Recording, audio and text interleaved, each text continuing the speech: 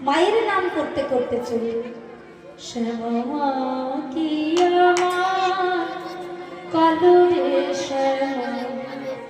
মা কি আমার কালো শ্যামা কি আমার কালো রে শ্যামা মা কি আমার কালো লোকে বলে কালি কালো বন্ধু বলে না কালো রে কালো রূপে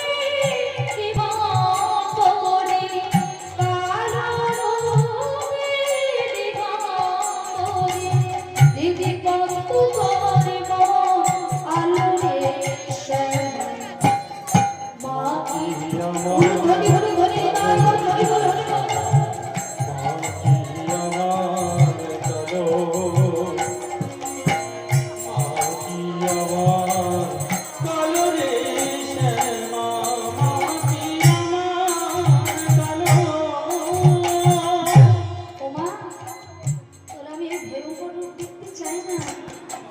কি বললে বলে চলেছে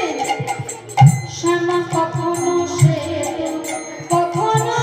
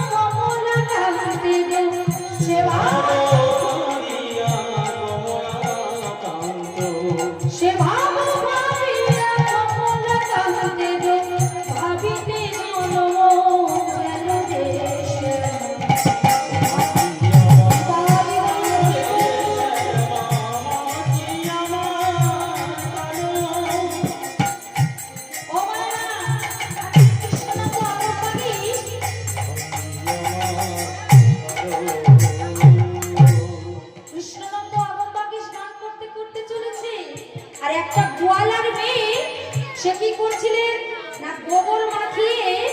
আর ওই দেওয়ালে গোবর দিচ্ছিলেন ঘুটে দিচ্ছিলেন আর আগেকার দিনে তো সায়া ব্লাউজ ছিল না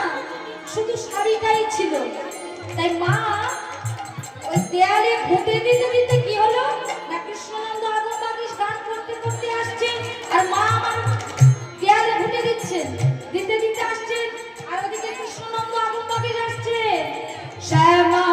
কখনো সে কখনো